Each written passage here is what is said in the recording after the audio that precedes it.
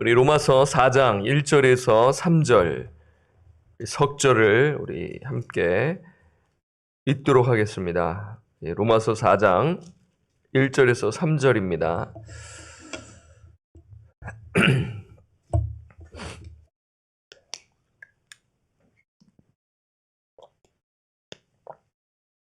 우리 찾으셨으면 우리 합독하겠습니다. 시작. 그런즉 육신으로 우리 조상인 아브라함이 무엇을 얻었다 하리요? 만일 아브라함이 행위로서 의롭다 하심을 받았으면 자랑할 것이 있으려니와 하나님 앞에서는 없느니라. 성경이 무엇을 말하느냐? 아브라함이 하나님을 믿음에 그것이 그에게 의로 여겨진 바 되었느니라. 아멘. 로마서 강의 22번째 시간입니다.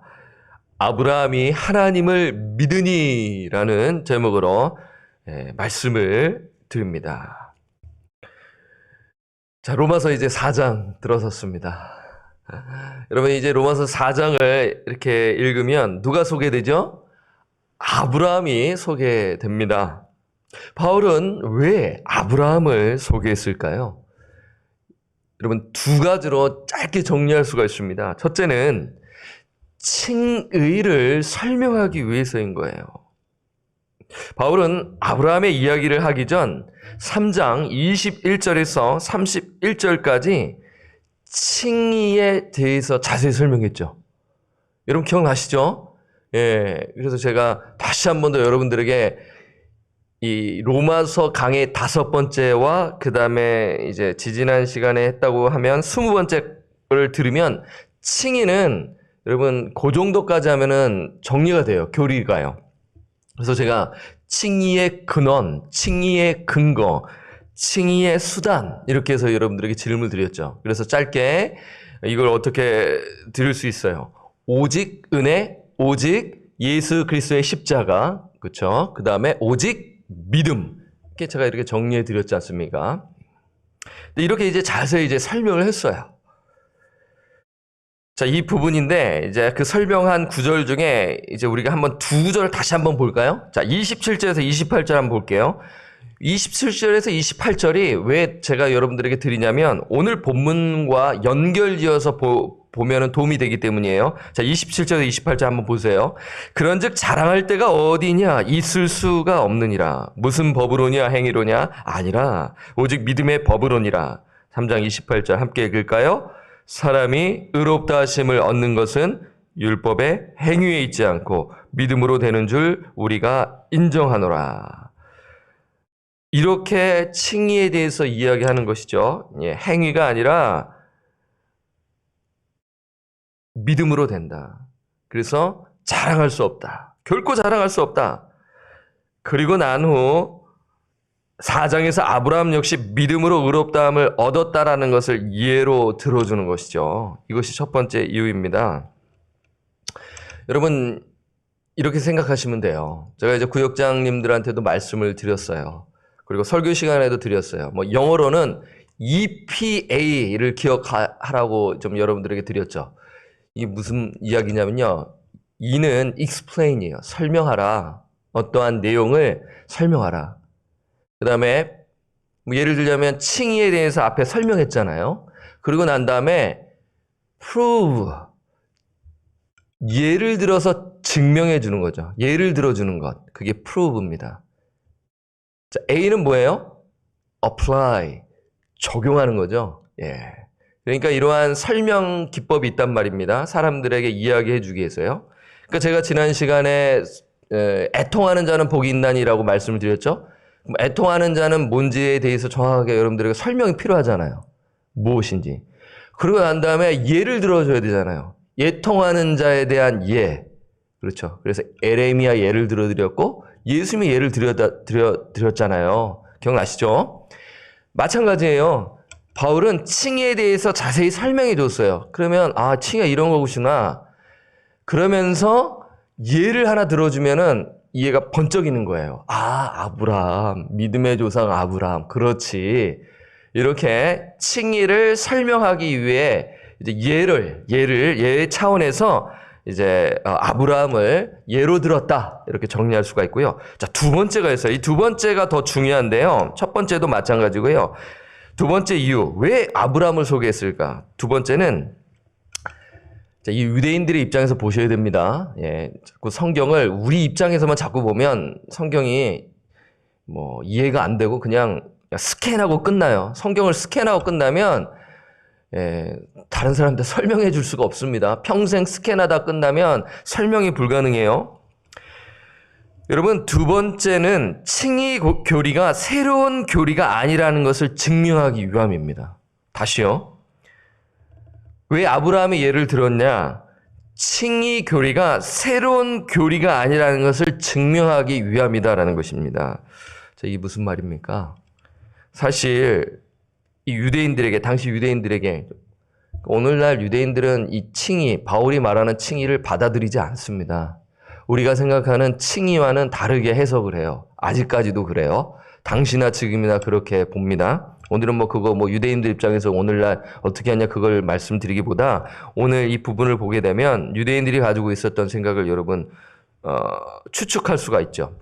당시 유대인 신자들에게는 칭의는 딱 들었을 때, 바울에게 들었을 때 획기적인 새로운 교리로 받아들인 것입니다. 딱 들어보니까 바울 너 지금 만든 교리 아니야? 지금 무슨 소리 하고 있는 거야? 지금 이렇게 유대인들의 입장에서 너 지금 새로운 교리를 만들고 있구나. 너 이상해. 지금 이렇게 이야기하는 거예요. 그러나 칭의는 새로운 교리가 아니죠? 이미 구약에서 말씀하는 교리인 것이죠.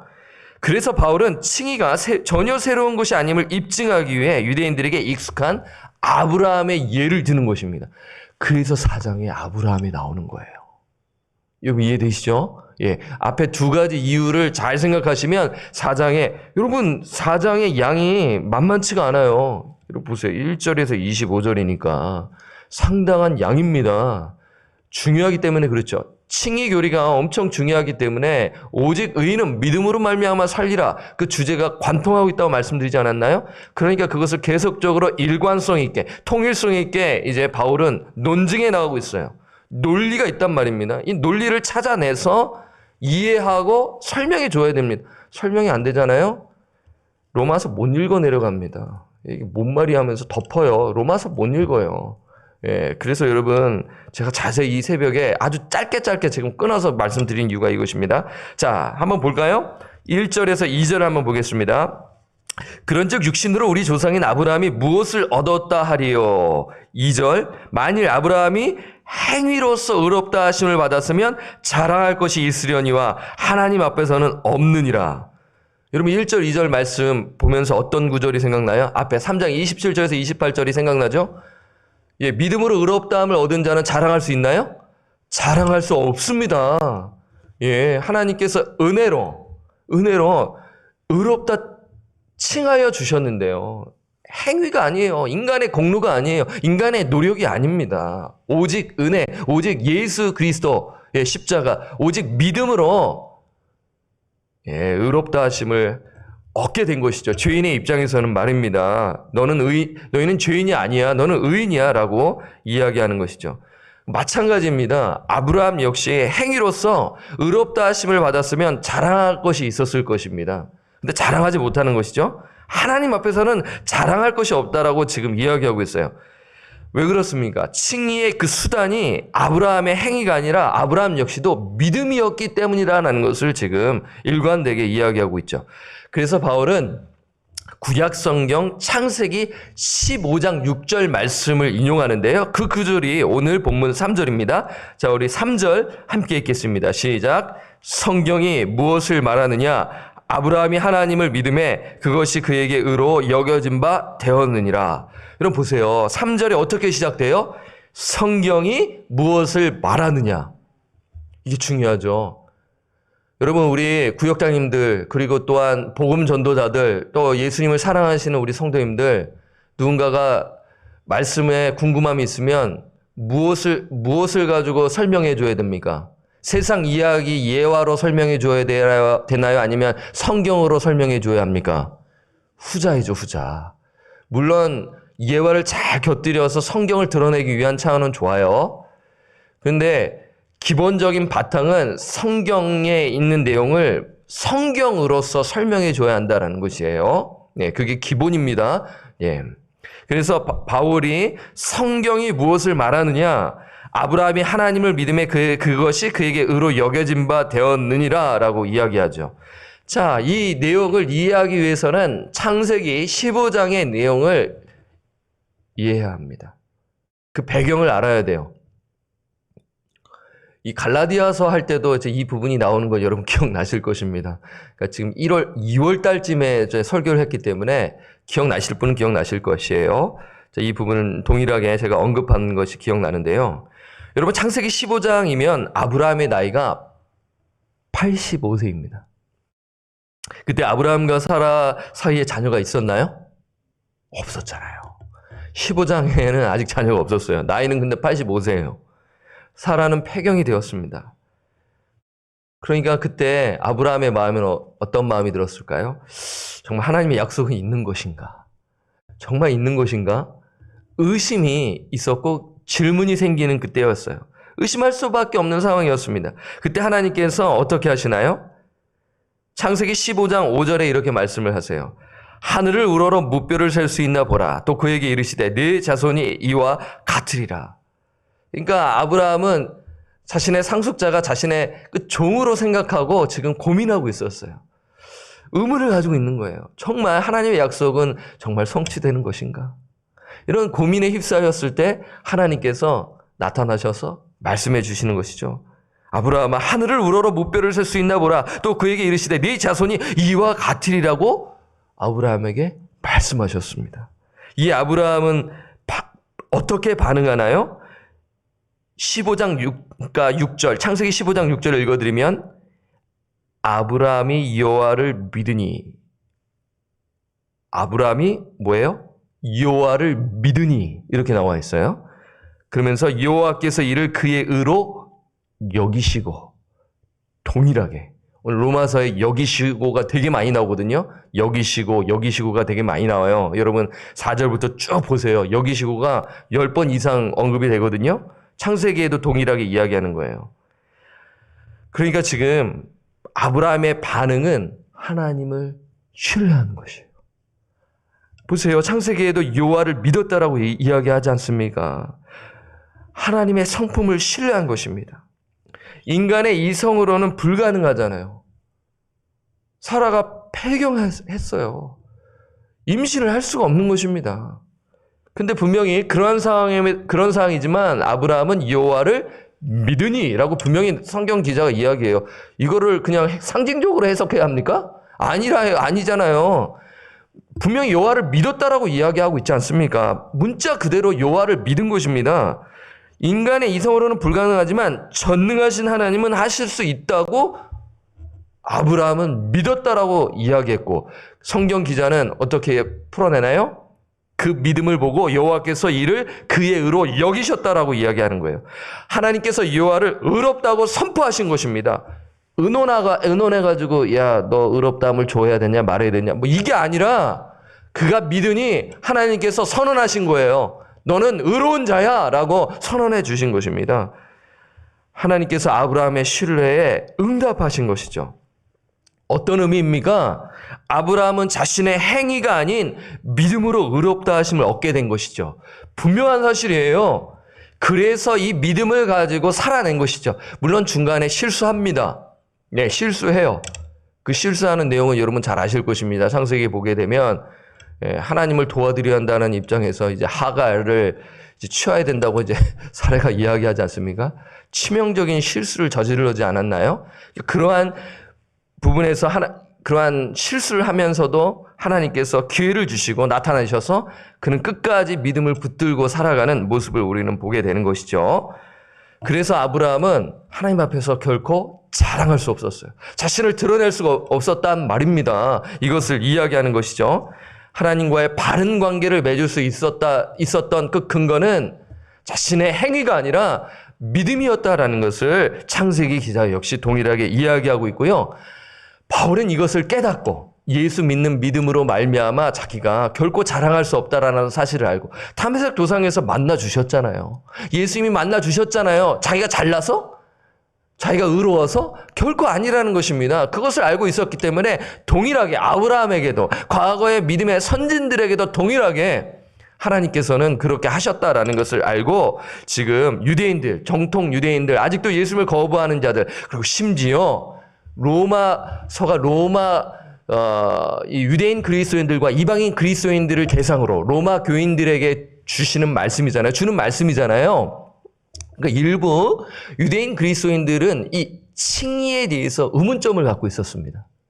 여러분 이해되시나요? 그러니까 이러한 이 말씀을 주는 거죠. 불신자에게 주는 것 또한 있지만 유대인 그리스도인들에게 칭의가 바울이 새로 만든 교리가 아닌가라는 그런 의문점이 있었단 말입니다. 그래서 이렇게 자세히 로마서, 이런 보세요. 16장입니다. 엄청 길잖아요. 그래서 한 번도 가보지 못한 그 로마, 그리고 로마 교회 방문하지 못한 이 성도들에게 칭의 교리가 전혀, 그러니까 이게 뉴 doctrine이 아니라 이미 구약에 있었던 말씀이다라는 것을 증명하기 위해 아브라함의 예를 든 것이죠. 그래서 이 말씀을 여러분 기억하시고요. 자, 그러면 오늘 이 신약 시대에 사는 우리 성도들에게 이 말씀을 어떻게 적용해야 할까라는 것입니다. 예, 동일합니다. 그렇죠? 여러분 구약 시대 성도들 어떻게 구원받았나요? 라면 어떻게 대답하시겠어요? 믿음으로입니다. 여러분 처음 들으시나요? 그들 역시도 믿음으로입니다.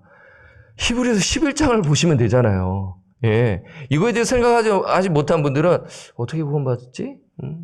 성전에 가서 예배를 잘 드리고 뭐 해서 뭐 그들은 뭐 구원이 있겠지? 뭐 이러는데 그게 아니라 그들 역시도 믿음으로 구원을 받았다라는 것이죠. 그 대표적인 사람이 아브라함입니다. 오늘 우리에게는 마찬가지죠. 오늘 우리에게는 뭐예요? 예수 그리스도를 믿음으로 말미암아 의롭다함을 얻게 된다라는 것이죠. 이 믿음이 구원 얻는 믿음 혹은 구원받은 믿음이라고 정리할 수가 있어요. 자, 그런데 문제는 오늘날 교회 다니는 사람들은 믿음 외에 무언가를 넣어야 구원받을 수 있다고 생각하는 것입니다. 정말 믿음인가? 진짜 믿음으로 구원을 받는 것인가? 생각하는 거예요. 그래서 어떤 분들은 이렇게 믿음을 갖고 있다지만 단순한 지식적인 동의와 현세적인 믿음 또한 생각을 갖고 있잖아요. 그것 또한 문제이죠. 더 문제는 뭐냐면요. 예수 믿는 믿음 외에 또 다른 것을 넣는 건 역시 또 문제입니다. 장로교 목사 제임스 케네디라는 분이 계십니다. 들어보셨나요? 제임스 케네디. 돌아가셨어요. 장로교 목사님이십니다. 플로리다에서 목회를 오랫동안 하신 분이신데요. 이분이 다른 사람과 복음을 나누고 싶다면 다음과 같은 질문을 하라고 합니다. 한번 잘 메모해 보세요. 오늘 밤 죽어서 하나님 앞에 선다고 가정해 봅시다. 자, 오늘 밤 죽어서, 가정이에요. 나보고 죽으라고요? 이렇게 이제 놀라지 않게끔 가정해 봅시다라고 하셔야 됩니다. 오늘 밤 죽어서 하나님 앞에 선다고 가정해 봅시다. 만약 하나님이 왜 너를 천국에 들여보내야 하지라고 물으신다면 무엇이라고 대답할 것인가요? 라고 이렇게 이제 질문할 것을 좀 이렇게 지혜롭게 좀 이렇게 만드신 분이신데요. 자, 이 질문을 장로교 목사인 PCA 우리 교회 교단 목사님이신 팀 켈러, 예, 제가 말씀드리지 않습니까? 팀 켈러 목사님이 변형을 했습니다. 그러니까 아주 뭐 이상하게 변형한 게 아니라 조금 와닿게, 자, 들어보세요. 천국이 바로 있다고 잠깐 가정해 봅시다. 잠깐 가정해 봅시다. 천국에 들어가기 위한 요구사항이 무엇이라고 생각하는가요? 그러니까 천국 앞에 섰는데 천국에 들어가기 위한 요구사항이 무엇이라고 하는지요? 왜 누구는 들어가고 누구는 못 들어가는가요? 라고 이렇게 질문을 살짝 좀 변형을 했죠. 그런데 이 질문을 받은 교회 출석자들 가운데 대다수가 다음 중 한 가지로 대답한다고 합니다. 케네디 목사님도 그렇고 이 팀 켈러 목사님도 발견을 한 것입니다. 그러니까 복음으로 사로잡힌 그런 목사님이시거든요. 구령의 열정을 가지신 분이십니다. 어떤 대답을 하냐면요. 첫째, 이제 성도들이 교회 다니는 분들이 이제 이런 얘기를 하는 거예요. 첫째, 왜냐하면 나는 좋은 그리스도인이 되기 위해서 최선을 다했기 때문입니다. 이렇게 대답을 한대요. 그러니까 천국에 들어가기 요구사항이 왜냐하면요. 저는 천국에 들어갈 수 있는 이유는요. 나는 좋은 그리스도인이 되기 위해서 최선을 다했기 때문이에요. 이렇게 대답을 한다고 합니다. 둘째, 왜냐하면 나는 하나님을 믿었고 그분의 뜻을 행하기 위해 노력했기 때문입니다. 이렇게 대답을 한다고 합니다. 교회에 출석을 하는데 예배도 드리는데 이렇게 대답을 하는 거예요. 셋째, 이렇게 대답한대요. 왜냐하면 나는 내 마음을 다해서 하나님을 믿었기 때문입니다. 라고 대답을 하는 거예요. 자, 요 대답을 한번 잘 보세요. 여러분 기억나시나요? 자, 첫째 대답은 행위에 의한 구원입니다. 여러분 첫 번째 대답 잊으셨나요? 나중에 한번 유튜브를 보세요. 제가 돌려서 얘기하면 시간이 걸리니까요. 둘째 대답은요. 믿음 위에 행위를 더한 구원입니다. 그러니까 믿음 위에 행위를 플러스 알파한 거예요. 셋째는요. 자신의 신뢰를 신뢰하고 있는 대답인 것입니다. 세 가지 답변 구원 얻는 믿음이 아니에요. 구원 얻는 믿음이 아닙니다. 사랑하는 방주건성 여러분, 여러분이라면 어떻게 대답하시겠습니까? 천국 문 앞에 섰어요. 내가 너를 왜 내 천국에 들어가야 할 이유가 무엇이니? 라고 이렇게 물으신다면 여러분 어떻게 대답하시겠습니까? 앞에 그 세 가지 답변을 하시겠습니까? 여러분 복음을 전하잖아요. 의외로 저 역시도 경험합니다. 이 세 가지가 되게 많이 나와요. 예수 믿는 플러스 알파 자기 행위. 내가 좀 더 부족합니다. 좀 더 노력을 해야 할 것 같아요. 정말 죄 많이 졌어요. 이대로는 제가 천국에 들어갈 수 없죠. 조금 더 뭔가를 더 해야 됩니다. 큰일 나죠. 죄 지는 게 많아서. 또 이렇게 얘기하시고 제가 좀 더 노력을 하고요. 좀 더 봉사를 많이 하고 좀 더 뭔가를 좀 해야 제가 천국에 들어갈 수 있다고 확신합니다. 이렇게 이야기하시는 분들이 있어요. 여러분은 어떻게 대답하시겠습니까? 나의 죄를 위하여 십자가에서 죽으시고 부활하신 예수님을 믿기 때문입니다. 이것이죠. 오직 은혜, 오직 예수 그리스도의 십자가, 오직 믿음입니다. 여러분 이거 왜 뭘 더 하고 싶으신가요? 뭔가 첨가해야지만이 내가 정말 떳떳하고 뭔가 내가 좀 플러스 알파가 되어야지 내가 당당하게 이렇게 할 수 있나요? 그럼요. 어떤 일이 발생하냐면요. 자기의가 있고요. 자기 자랑을 하고요. 자기 능력을 과시하고요. 눈을 부리키면서 사람들을 판단하고요. 은혜를 끼치지 못한 삶을 살게 됩니다. 내가 뭔가를 더 해서 자랑할 것이 생기고 자기의가 해서 이러한 사람이 되는 거예요. 막 정죄하고 막 비판하고 용납하지 못하고 그리고 인생이 실패가 되면은 막 내가 열심히 했는데 이게 뭐지 하면서 막 이러고 또 그리고 성공하잖아요. 내가 했으니 내가 우쭐우쭐 대고 이렇게 교만한 인생을 살아가게 되는 것이죠. 잘 생각해 보세요. 여러분 인생 한번 잘 뒤돌아보시고요. 앞으로도 우리가 어떻게 살아갈지 한번 생각해 보세요. 오직 은혜, 오직 그리스도, 예수 그리스도, 오직 믿음으로 살지 아니한다면 결국엔 자기의 인간은 자체가 교만 덩어리입니다. 예수를 믿는다고 하면서도 자기가 막 그 자아가 올라올 때가 있단 말입니다. 그걸 죽여야 돼요. 자아를 죽여야 됩니다. 십자가에 못 박아야 돼요. 성령을 의지하면서 죽여야 되는데 죄를 죽여야 하는데 이게 못 죽여서 지금 문제가 발생하지 않습니까? 이게 저에게도 해당되는 것입니다. 여러분 성화 구원을 여러분 잘 생각하셔야 됩니다. 칭의 구원이 반드시 있어야 되고 그다음에 성화 구원이 있다라는 사실을 분명하게 저는 이야기한다고 하는 말씀을 드려요. 이 모호하게 되잖아요. 왜 저 사람은 왜 이렇게 변하지 아니하지 하면서 그걸 판단하는 거예요. 잘 생각해 보세요. 거꾸로 한번 생각해 보세요. 정말 예수 믿는 십자가 사건이 없기에 저렇게 하지 않는 것은 아닌가라는 것으로 왜 생각은 왜 못 하시나요? 놀래더라고요. 제가 이렇게 이야기하면요. 그걸 목사님이 어떻게 하시오? 이렇게 얘기하는. 그 성경이 이야기하는 바거든요. 그러니까 기도하면서 왜 행함이 없는 믿음이 나왔을까? 그러니까 진짜 칭의가 있었는가라는 그것을 복음을 통해서 스파크가 일어나도록 해야 된다라는 것을 말씀을 드리는 것입니다. 그래서 여러분 정말 구원 얻는 믿음을 갖고 있는지를 교회가 도와줘야 하는 것입니다. 누가 도와줘야 됩니까? 교회가 도와줘야 되고요. 그리고 각자 우리 깨어있는 성도들이 교제하면서 정말 예수 믿는 믿음을 갖고 있는지를 지혜롭게 복음을 전하면서 교회 다니는 자들에게도 믿지 않는 자들에게뿐만 아니라 교회 다니는 자들에게도 뭘 나눠야 됩니까? 복음을 나눠야 하는 것입니다. 맞습니다. 진짜입니다. 왜냐하면요. 착각하고 살아가는 것보다 깨우쳐주면 감사합니다. 이거예요. 복음을 제대로 가르쳐 주셔서 감사합니다. 라는 말을 듣게 되는 것이죠.